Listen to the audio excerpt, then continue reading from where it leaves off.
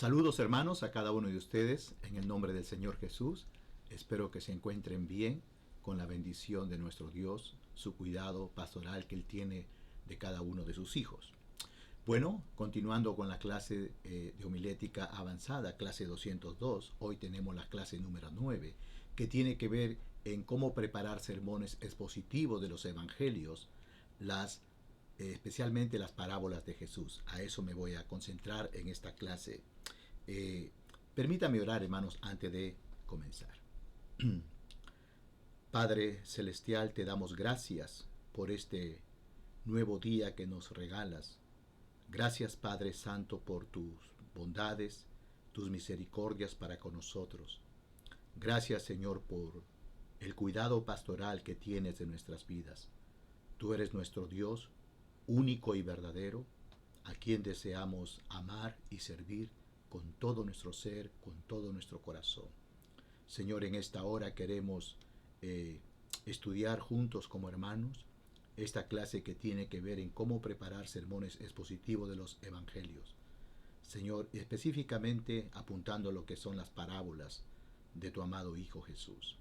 Señor, reconocemos que estudiar tu palabra requiere esfuerzo de nuestra parte y requiere seriedad también, y por eso te rogamos que tú seas guiándonos bajo la guía de tu Santo Espíritu, que el Espíritu de Dios sea fortaleciendo nuestras vidas, sea iluminándonos, Señor, dándonos entendimiento.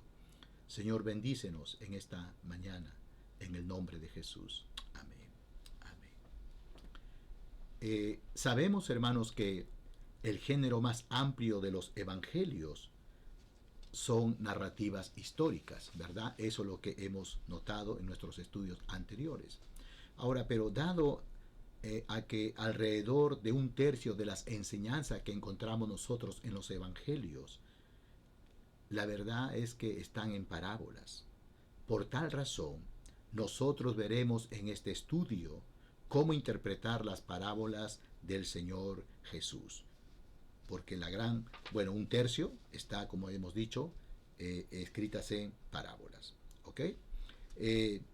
¿Cómo interpretar las parábolas de Jesús? Entonces, bueno, antes de ver en cómo interpretar las parábolas de Jesús, yo creo que es muy importante considerar al menos dos aspectos. En primer lugar, ¿qué es una parábola? Vamos a ver.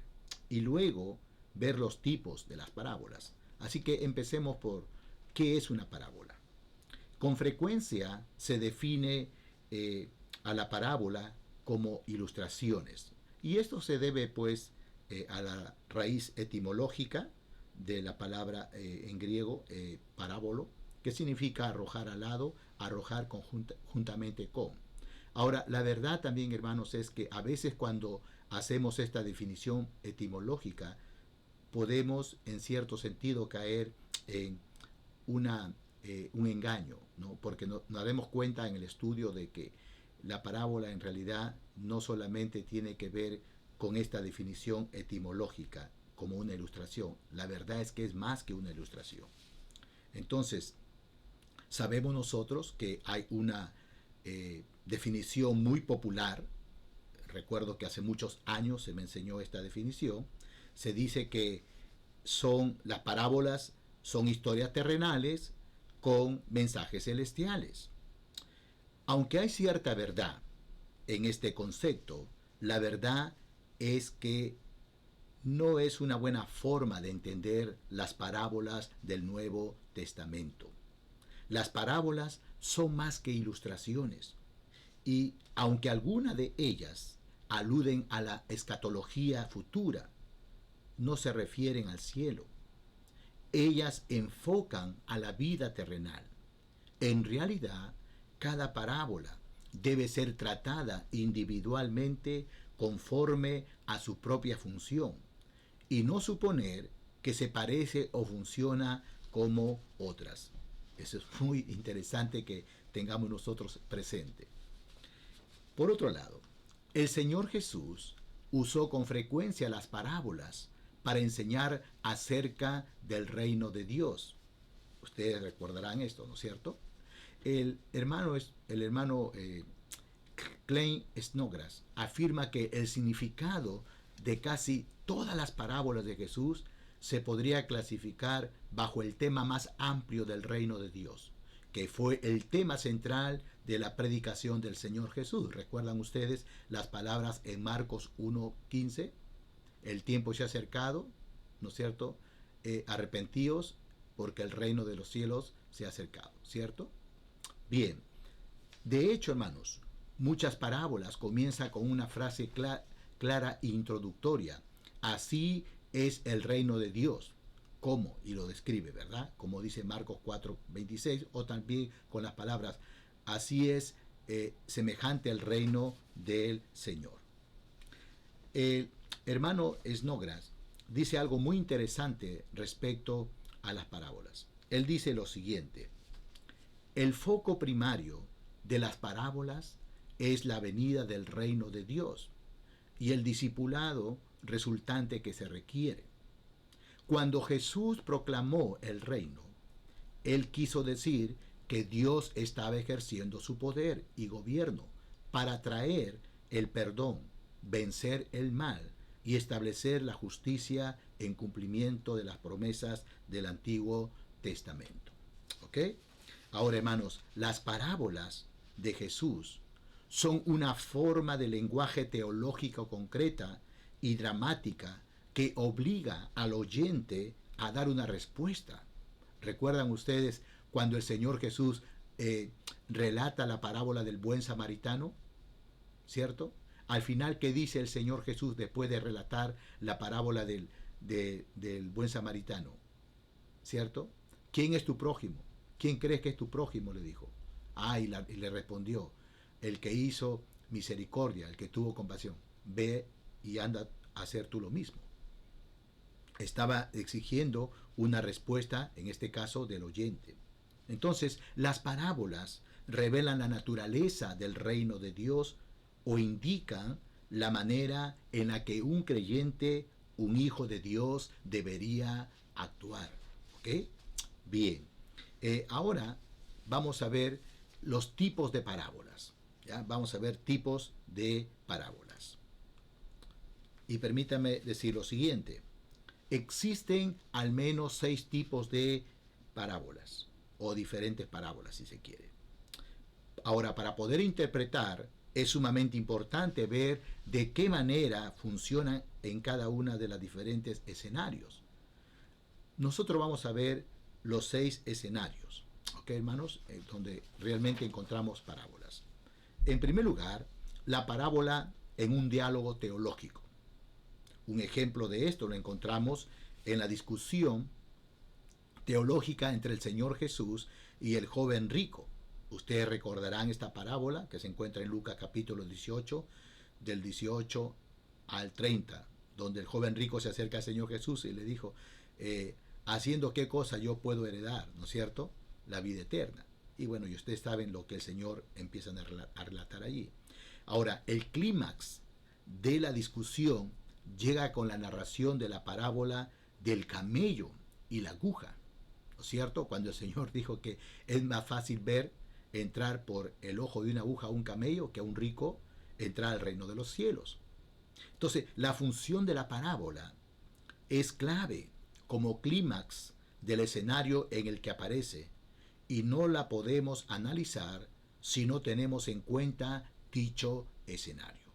Y por eso aquí tenemos este primer tipo de parábola, la parábola en un diálogo teológico. Ese es el primer escenario. El segundo escenario, o el segundo tipo, la parábola en la narración de un suceso. Un ejemplo tenemos en Lucas, el capítulo 7, versículo 36 al 50.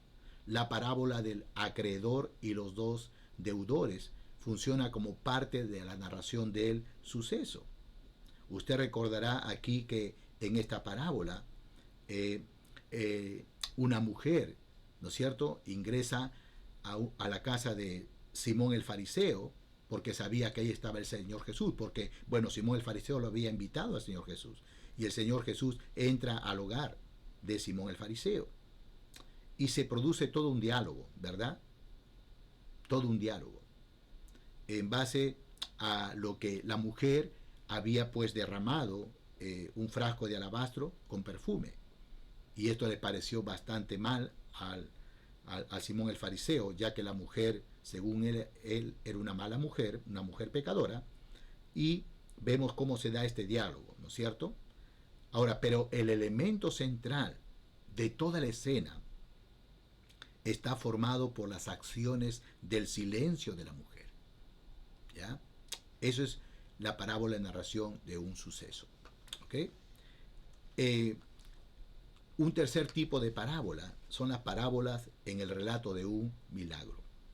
Un ejemplo de esto lo encontramos en Lucas, el capítulo 13, versículos 10 al 17, donde se relata la curación de la mujer que estaba encorvada por causa de un demonio. Es eso lo que vemos. Ahora, uno pensaría que dicha parábola sería el tipo 1, o sea, de diálogo teológico, ¿cierto? El debate teológico entre el principal de la sinagoga y el Señor Jesús. Sin embargo, se encuentra dentro de la narración de un milagro. Y de nuevo, la parábola del buey y del burro funciona como parte clave del todo. Permítame ir a Lucas capítulo 13, por favor, para explicar un poquito aquí los versículos 10 al 17. Notemos lo que dice allí. Lucas capítulo 13, versículo 10 al 17. Notemos allí cómo empieza el versículo 11. Había allí una mujer que desde hacía 18 años tenía espíritu de enfermedad y andaba encorvada y en ninguna manera se podía enderezar. Cuando Jesús la vio, la llamó y dijo: Mujer, eres libre de tu enfermedad. Y puso las manos sobre ella y ella se enderezó luego y glorificaba a Dios. Pero el principal de la sinagoga, enojado de que Jesús hubiese sanado en el día de reposo, dijo a la gente: 6 días hay en que se debe trabajar en estos. Pues venid y sé sanado, y no en el día de reposo. Entonces el Señor le respondió y dijo: Hipócrita, cada uno de vosotros no desata en el día de reposo su buey o su asno del pesebre y lo lleva a beber. Y a esta hija de Abraham, que Satanás había atado 18 años, ¿no le debía desatar de esta ligadura en el día de reposo? Como dije, uno pensaría que dicha parábola sería el del tipo 1, o sea, el debate teológico entre el principal de la sinagoga y el Señor Jesús, ¿cierto? Sin embargo, se encuentra dentro de la narración de un milagro. Y de nuevo, esta parábola del buey y del burro funciona como parte clave para poder interpretar este asunto. Por eso, la reprimenda que el Señor Jesús le hace es muy importante. ¿Ya? Porque es eso lo que quiere transmitir el Señor, lo que quiere enseñar. Cuando le dice al principal de la sinagoga: hipócritas, cada uno de vosotros, ¿acaso no desata en el día de reposo su buey o su asno? Un cuarto tipo de parábola: la parábola en una colección temática. Un ejemplo de esto tenemos en Lucas, el capítulo 11, los versículos del 1 al 13, donde encontramos nosotros una colección temática sobre el tema de la oración. ¿Ya? Por ejemplo, podemos ver nosotros la parábola del amigo a medianoche en Lucas capítulo 11. Si usted puede ir en sus Biblias, en Lucas del capítulo 11, a partir del versículo 5 al 8, vemos la parábola del amigo a medianoche, cuando el Señor Jesús dice, les dijo también: ¿quién de vosotros que tenga un amigo va a él a medianoche y le dice: amigo, préstame 3 panes? Y luego sabemos de que él se levanta y la atiende, ¿no es cierto? Ahí hay un primer tema. Por otro lado, vemos también a partir del versículo 9 al 13 que el Señor le dice: y yo os digo, pedid y se os dará, buscad y haréis. Aquí hay otro tema que tiene que ver con la petición, ¿no? Y cómo se desarrolla esto. Entonces, en esta misma parábola hay una colección temática que tiene que ver sobre la oración, ¿no es cierto? Bien. Por otro lado, tenemos el quinto tipo de parábolas: la parábola en un poema. Y lo podemos ver esto también en el mismo libro de Lucas, el capítulo 11, versículos 9 al 13. Si ustedes se dan cuenta, del versículo 9 al 13 dice lo siguiente: y yo digo, pedid y se os dará, buscad y hallaréis, llamad y se os abrirá, porque todo aquel que pide recibe, y el que busca halla, y el que llama se le abrirá. ¿Qué padre de vosotros, si su hijo le pide pan, le dará una piedra? ¿O si pescado le dará, o si pescado en lugar de pescado le dará una serpiente? ¿O si le pide un huevo le dará un escorpión? Pues si vosotros, siendo malos, sabéis dar buenas dádivas a vuestros hijos, ¿cuánto más vuestro Padre Celestial dará el Espíritu Santo a los que se le pida? ¿Qué encontramos acá? En este ejemplo de Lucas 11, 9 al 13, hay un poema que debemos mirarlo cuidadosamente sobre este asunto de la oración. En la estrofa central, y cuando me refiero a la estrofa central, me refiero a los versículos 11 y 12, Jesús introduce tres parábolas sorprendentes. La primera está en el versículo 11. Bueno, hay dos en el versículo 11. ¿Qué padre de vosotros, si su hijo le pide pan, le dará una piedra? Y luego, ¿o si pescado, en lugar de pescado, le dará una serpiente? Y en el versículo 12 está la tercera parábola. ¿O si le pide un huevo, le dará un escorpión? Así que aquí tenemos la parábola en un poema. ¿Okay? Un sexto tipo de parábolas es la parábola aislada. Un ejemplo de esto lo encontramos en Lucas, el capítulo 17, del 1 al 10. Usted puede mantener su Biblia allí y vamos a encontrar, aquí aparecen tres temas que suceden de manera muy rápida y cada uno de ellos tiene algo de discurso parabólico. La primera es la parábola de la piedra de molino y el tema del juicio sobre el temperamento. Mire, versículo 1 al 4. ¿Cómo rápidamente hace ese cambio? Dijo Jesús a sus discípulos: imposible es que no venga tropiezo, mas ay del por quien vienen. Mejor le fuera que se le atase al cuello una piedra de molino y se le arrojase al mar, que hacer tropezar a uno de estos pequeños.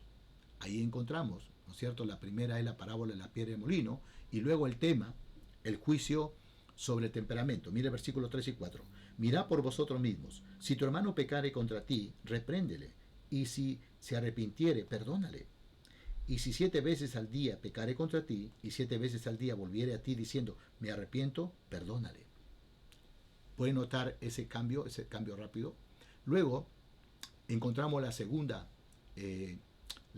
parábola. Es la parábola del grano de la mostaza y el clamor de los apóstoles pidiendo fe. Mira versículos 5 al 6. Dijeron los apóstoles al Señor, aumentanos la fe. Entonces el Señor Jesús dijo, si tuvieres fe como de un grano de mostaza, podría decir a este sicómoro, desarráigate y plántate en el mar, y os obedecería. Y luego la tercera parábola es la parábola del siervo obediente, versículo del 7 al 10. Como les dije, y como ustedes pueden notar acá, estos temas suceden de una manera muy rápida y cada uno de ellos tiene algo de discurso parabólico. Ahora, las tres parábolas que hemos mencionado en este capítulo de Lucas 17 están relativamente aisladas. No poseen una clara conexión con lo que las rodea, ni tienen un contexto concreto. En otras palabras, la primera parábola del 1 al 4 del capítulo 7 de Lucas no está conectada con las segunda parábola de los versículos 5 al 6, ni tampoco con la tercera parábola de los versículos 7 al 10. No tiene esa conexión. ¿Ok, hermanos? Bien, ahora lo que más nos interesa, ¿no?, es en la parte 3 que vamos a ver ahora. Directrices o pautas para interpretar las parábolas. Y aquí vamos a ver nosotros 5 pautas o 5 directrices, y en realidad es esto lo que a mí me interesa, porque en la próxima clase, en nuestro ejemplo que vamos a hacer, vamos a aplicar estas 5 directrices. Las dos cosas que hemos tocado simplemente son algo que nos ayude a recordar en cómo poder tener en cuenta lo que es una parábola y los tipos de parábolas que hay. Ahora vamos a ver entonces directrices o pautas para interpretar las parábolas. En primer lugar, hay que determinar las enseñanzas principales de la parábola. Ahora, el principio importante en la interpretación de las parábolas es determinar la razón por la que se pronunció la parábola y por qué fue incluida en el canon de las escrituras. ¿Ok, hermanos? Ahora, es verdad que existe un cierto debate entre los evangélicos en cuanto a si cada parábola tiene una sola enseñanza principal, como por ejemplo así piensa Robert Stein, o si una parábola puede tener varios puntos principales, como así sostiene Craig Blomen. En realidad, estos dos puntos de vista no son tan distintos como puede parecer inicialmente. Por ejemplo, Craig Blomen, él insiste en que las parábolas pueden tener una, dos o tres enseñanzas principales, determinadas por el número de personajes, asuntos principales en la parábola. Así, por ejemplo, en la parábola del hijo pródigo, en Lucas capítulo 15, del 11 al 32, hay tres personajes principales, ¿verdad? El padre, el hermano mayor y el hermano menor. Creo que estamos muy familiarizados nosotros con esto. Entonces, los tres asuntos principales, basados en la actividad de los tres caracteres representativos, serían los siguientes. El padre estaría representando Dios el Padre, que es compasivo y perdonador. El hermano mayor, los seguidores de Dios, que deberían ser conscientes de la actitud negativa hacia la gracia y el perdón que el Padre ejerce hacia otros. Y luego el hermano menor, donde vemos que Dios recibe a los rebeldes que confiesan su pecado y se arrepienten y aceptan su misericordia. Así, por ejemplo, piensa Craig Blomen, quien sostiene que una parábola puede tener una, dos o tres enseñanzas principales, de acuerdo al número de personajes principales que considera. Ahora, en cambio, Stein considera que es más útil expresar la idea principal en una sola frase. Eso es lo que dice el hermano Stein. Y él podría explicar el significado de la parábola que hemos visto aquí ahorita rápidamente de Lucas 15 del 11 al 32 en una sola frase. ¿Qué dice él? Lo que está de color azul. Dios, representado por el Padre, es misericordioso con los pecadores, el hermano menor, por lo que no debemos despreciar su amor por los demás, como hizo el hermano mayor. Ahora, el punto focal de la parábola, según Stein, está en la respuesta del hermano mayor y en su falta de voluntad para regocijarse en el regreso de su hermano y en la plena aceptación de su padre. Ahora, este análisis queda confirmado por el contexto, como Lucas indica claramente que Jesús responde a los fariseos por su actitud de mala gana hacia la misericordia de Dios. Mire, lea usted en Lucas capítulo 15, los versículos 1 y 2. Se acercaban a Jesús todos los publicanos y pecadores para oírle, y los fariseos y los escribas murmuraban diciendo, este a los pecadores recibe y con ellos come. ¿Ah? Entonces, pero la pregunta es, ¿cómo podemos determinar la enseñanza principal? Nosotros, ¿cómo podemos determinar la enseñanza principal de una parábola? Bueno, Stein recomienda estas preguntas. Él dice que hay que hacernos por lo menos estas cuatro preguntas. En primer lugar, ¿quiénes son los personajes principales ahí en la parábola? Como ya hemos visto con la parábola del hijo pródigo, los personajes principales son el padre, el hermano menor y el hermano mayor. Stein sugiere que de los tres debemos prestar mucha atención al padre y al hermano mayor. ¿Qué ocurre al final de la parábola?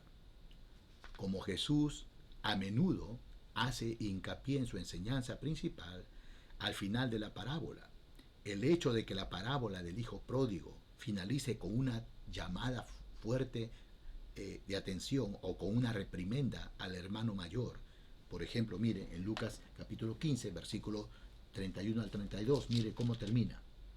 Él entonces le dijo, Hijo, tú siempre estás conmigo, y todas mis cosas son tuyas. Mas era necesario hacer fiesta y regocijarnos, porque este tu hermano era muerto y ha revivido, se había perdido y es hallado.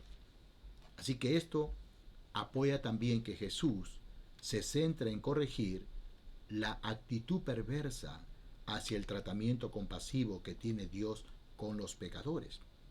¿Ok? Así que ahí está la clave, ¿no? Por eso que más que la parábola del hijo pródigo, en realidad esta parábola debería llamarse la parábola del hijo mayor. Una tercera pregunta. ¿Qué ocurre en el discurso directo? Las citas directas centran la atención del lector o del creyente en la enseñanza que se enfatiza en la parábola. Por ejemplo, en la parábola del hijo pródigo o del hijo mayor, tengamos en cuenta la colección enfática de palabras citadas del hermano mayor hacia el final de la parábola. Miren, Lucas 15, 29 al 30. Mas él, respondiendo, dijo al padre, he aquí tantos años te sirvo, no habiéndote desobedecido jamás, y nunca me has dado ni un cabrito para gozarme con mis amigos.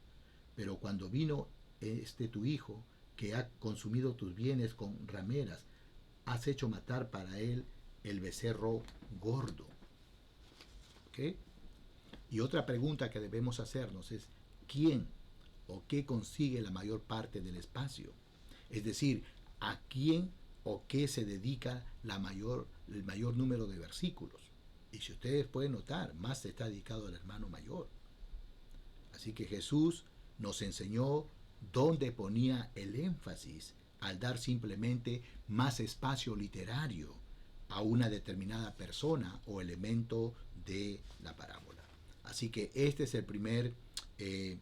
la primera pauta o directriz en cuanto a lo que tiene que ver, que hay que tener en cuenta lo que el Señor Jesús quiere enseñarnos, ¿no es cierto? Determinar la enseñanza principal de la parábola. Esa es la primera parte. Ahora, en segundo lugar, vamos a ver una segunda directriz. Hay que reconocer las imágenes de archivo de parábolas. ¿Ok, hermanos? Las imágenes de archivo son aquellas imágenes que se forman en nuestra mente por nuestro condicionamiento cultural. Por ejemplo, a ver, hermanos, si tenemos nosotros viviendo aquí en este país de los Estados Unidos a un visitante internacional de origen chino, por así decirlo, de las montañas de Tashang, y de repente está mirando televisión ahí en casa con nosotros y mira una propaganda en la televisión donde ve dos pelotas, una de soccer y la otra de béisbol. Pregunto, ¿con qué personas este invitado chino relacionaría estas pelotas si se encuentra en casa aquí en Estados Unidos? Tal vez para él las pelotas signifique simplemente algo deportivo, o tal vez nada. Lo mira simplemente como lo que son, pelotas. Ah, pero si nosotros le preguntamos a una persona que vive en este país y que está bastante familiarizado con la cultura, inmediatamente va a relacionar la pelota de soccer con el hispano que vive aquí en este país de Estados Unidos y la pelota de béisbol con el americano, ya sea anglosajón o de color. ¿Por qué es así? Ah, esto es así porque la persona que ha nacido o que vive en este país ya muchos años y está familiarizado, pues está acostumbrada a estas imágenes de archivo, que son parte de nuestro condicionamiento cultural. Podemos ver otro ejemplo. Si, por ejemplo, vives en este país de los Estados Unidos, vas a un restaurante a comer y ves que en una mesa hay un plato con tortillas de maíz, pero al mismo tiempo observas también en otra mesa un plato con sushi. ¿Con qué personas tú lo vas a relacionar? Un plato con tortillas de maíz se está indicando una comida mexicana. Y un plato con sushi se identifica con el país de Japón. ¿Te das cuenta? Esas son imágenes de archivo. Por otro lado, si nos encontramos el otro año 2024, vamos a estar en elecciones prácticamente aquí en Estados Unidos, y si estamos ya cerca de un ambiente político y vemos en la televisión o de repente en un diario o en una revista donde sale imágenes de un burro o un elefante. Para una persona que viene de otro país y no está familiarizado con las cosas que pasamos aquí en este país, obviamente al mirar un burro y un elefante no le va a causar ningún impacto o no le va a indicar nada. Pero para los que ya estamos familiarizados, en pleno asunto, en pleno atmósfera electoral, ¿qué vamos a ver? Que el burro representa a los demócratas y el elefante al Partido Republicano, ¿verdad? De igual modo, hermanos, los oyentes de Jesús en el primer siglo y los primeros lectores de los evangelios también estaban acostumbrados a unas ciertas imágenes de archivo. Estas imágenes paralelas a las que vemos en el Antiguo Testamento y otras fuentes judías tempranas se encuentran a lo largo de las parábolas de Jesús como protagonistas o acciones centrales.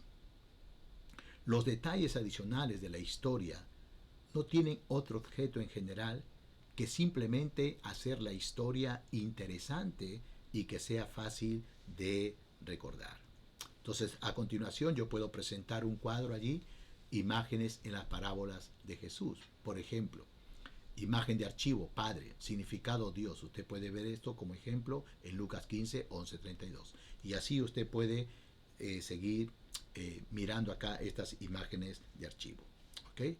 Bueno, vamos ahora a la tercera directriz o tercera pauta para que ustedes y yo podamos tener en cuenta acerca de los detalles sorprendentes o inesperados.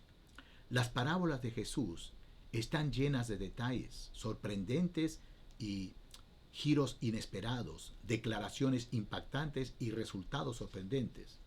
Cuando esos componentes para captar la atención están presentes, debemos prestar mucha atención porque lo que viene es enseñanza sumamente importante para que nosotros podamos interpretar dicha parábola que estamos estudiando. Por ejemplo, en la parábola del siervo que no perdonó, en Mateo capítulo 18, 23 al 25, deberíamos notar la diferencia abismal entre la deuda que el siervo debía al rey. ¿Cuánto era? Recuerda, 10,000 talentos, bastante plata. Y la deuda que tenía con él por otro funcionario, 100 talentos, poca plata.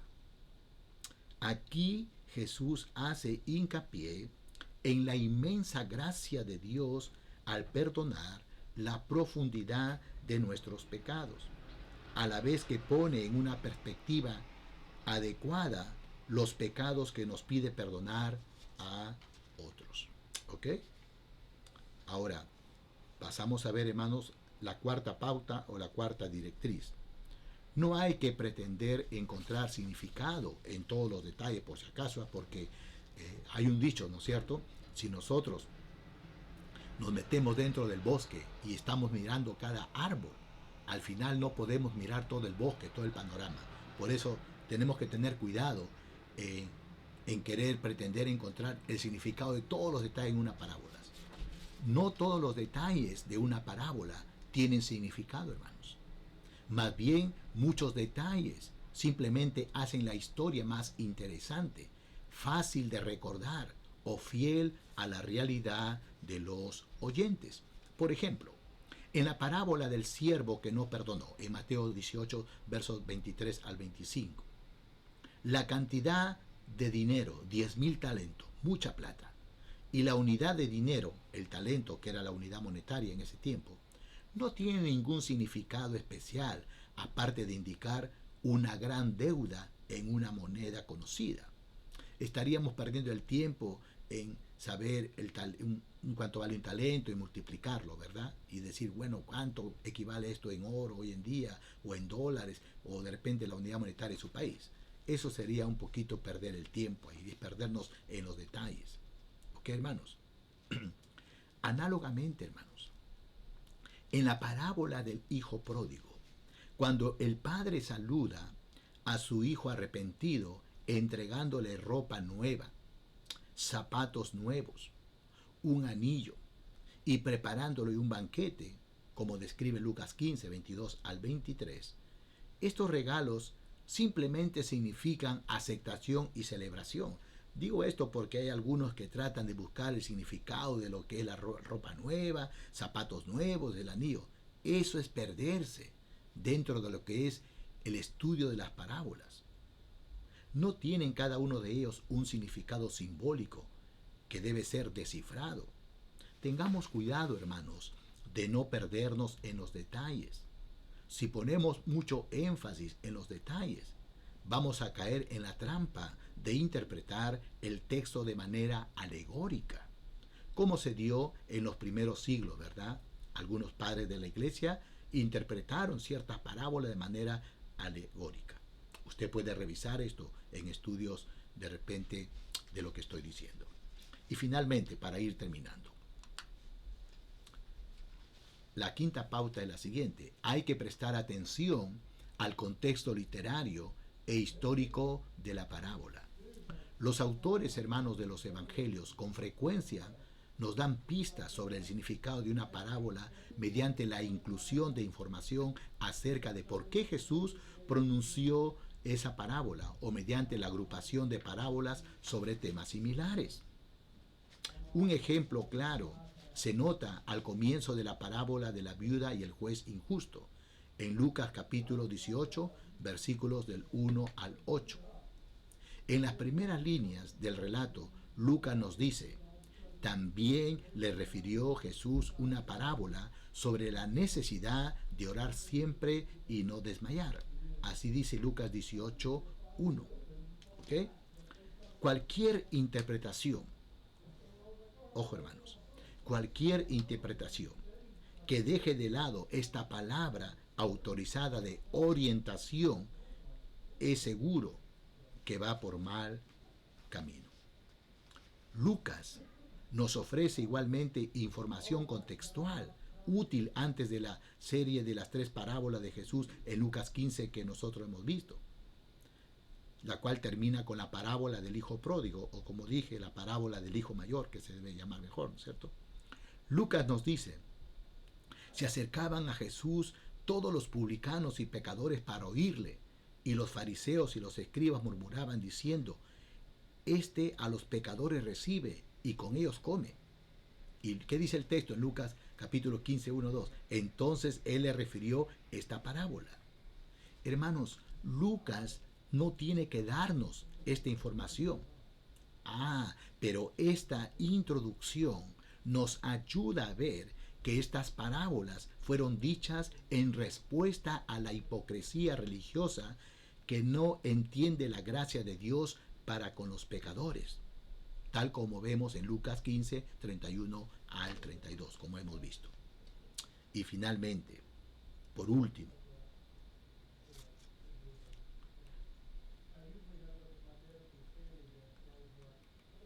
por otro lado, el conocimiento de la historia o del trasfondo cultural ayuda a veces en la interpretación de una parábola. Por ejemplo, para entender mejor la parábola del buen samaritano, el lector debe saber que los judíos de la época de Jesús tenían una actitud muy negativa en contra de los samaritanos. Recordarán que los samaritanos y los judíos no se veían entre sí, porque los judíos despreciaban a los samaritanos, porque los samaritanos en cierta ocasión se habían mezclado con gente extranjera, ¿no es cierto? Y ellos no se veían entre sí. Ahora, al presentar al samaritano como el único prójimo bueno en el relato que el Señor Jesús hace en Lucas 10, 33 y 36, Jesús condenó a sus contemporáneos hipócritas, los judíos, que limitaban el amor para excluir a ciertas personas. Así que hermanos, habiendo terminado la clase 9, si el Señor permite, veremos un ejemplo en cómo preparar un sermón expositivo de los evangelios, pero enfatizando a las parábolas de Jesús, y donde vamos a tratar de aplicar estas 5 directrices o pautas que hemos visto para nuestra interpretación. Que el Señor les bendiga, hermanos. Gracias por este tiempo.